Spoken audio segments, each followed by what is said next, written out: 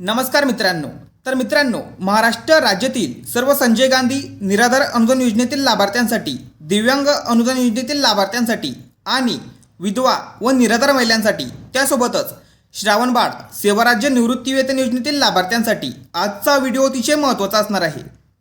कारण मित्रांनो, संजय गांधी निराधार अनुदान योजनेतील लाभार्थ्यांना सप्टेंबर महिन्याचे अनुदान त्यांच्या खात्यामध्ये जमा होण्यास सुरुवात झालेली आहे. तर लाभार्थ्यांच्या खात्यामध्ये 11 तारखेला सकाळी 10 वाजल्यापासून पैसे त्यांच्या खात्यात जमा होण्यास सुरुवात झालेली आहे. अनेक लाभार्थ्यांच्या माध्यमातून व्हॉट्सअपला मेसेज करून आणि कमेंट्स करून सांगितलं जात आहे की 1500 रुपये आमच्या खात्यात जमा झाले आहेत. पण अनेक लाभार्थ्यांच्या माध्यमातून असं सुद्धा सांगण्यात आलं की आम्हाला पैसे आले नाहीत. तर याचं मुख्य कारण म्हणजे राज्य शासनाच्या माध्यमातून अनेक लाभार्थ्यांना योजनेतून बाद करण्यात आलेलं आहे आणि याबद्दलची माहिती आपण पुढे बघणारच आहोत.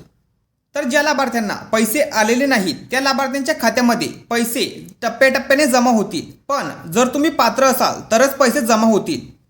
आणि जिल्ह्यामध्ये, तालुक्यामध्ये टप्प्याटप्प्यात हे पैसे वाटप करण्याची प्रोसेस सुरू झालेली आहे. आणि पात्र लाभार्थ्यांच्या याद्या PFMS सिस्टीमवरती म्हणजेच पब्लिक फायनान्स मॅनेजमेंट सिस्टीमवरती अपलोडसुद्धा झाल्या आहेत. आणि DBTच्या माध्यमातून पात्र लाभार्थ्यांच्या खात्यामध्ये पैसे वाटप करण्याची प्रोसेस सुरू झालेली आहे. आणि 11 तारखेला 30 ते 40% आणि आज 30 ते 40% आणि उरलेल्या लाभार्थ्यांना येत्या 3 ते 4 दिवसामध्ये टप्प्याटप्प्यात हे पैसे जमा होतील. परंतु यावेळेस योजनेतून बाद झालेल्या लाभार्थ्यांची संख्या खूपच जास्त आहे. आणि यापूर्वी ज्या लाभार्थ्यांना पैसे येत होते ते लाभार्थीसुद्धा योजनेतून बाद झालेले आहेत. आणि लाभार्थ्यांना योजनेतून बाद करण्याची अनेक कारणे असू शकतात. जसे की तुमच्या बँक खात्यामध्ये प्रॉब्लेम झाले असेल, तुमचं आधार कार्ड तुम्ही अपडेट केलं असेल, नावात बदल, ॲड्रेसमध्ये बदल, तहसील कार्यालयात हयातीचा दाखला आणि उत्पन्नाचा दाखला ही महत्त्वाची कागदपत्रे जमा केली नसतील, अशा अनेक कारणांमुळे सुद्धा लाभार्थ्यांना पैसे आले नाही आहेत. आणि सरकारची जी वेबसाईट आहे त्या वेबसाईटवरती तुम्हाला चेक करत राहायचं आहे की कोणत्या कारणांमुळे तुम्हाला पैसे आले नाही आहेत. येत्या 2 ते 3 दिवसामध्ये लाभार्थ्यांची सर्व माहिती म्हणजे पेमेंट स्टेटस त्या वेबसाईटवरती अपडेट होणार आहे.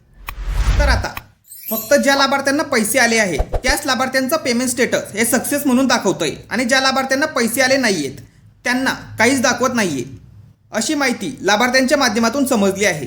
तर 2 ते 3 दिवसांमध्ये तुमचं पेमेंट स्टेटस चेक करायचं आहे आणि कोणकोणत्या कारणांमुळे तुम्हाला पैसे आले नाहीत ते कारण त्या ठिकाणी बघायचं आहे. त्यानंतर ते कारण वैयक्तिक मेसेज करून मला सांगायचं आहे.